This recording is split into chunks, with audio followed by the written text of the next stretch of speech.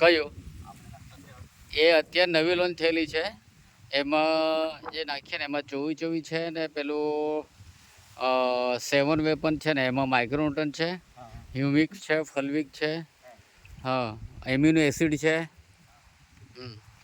એટલે બે કોમ્બિનેશન કરીને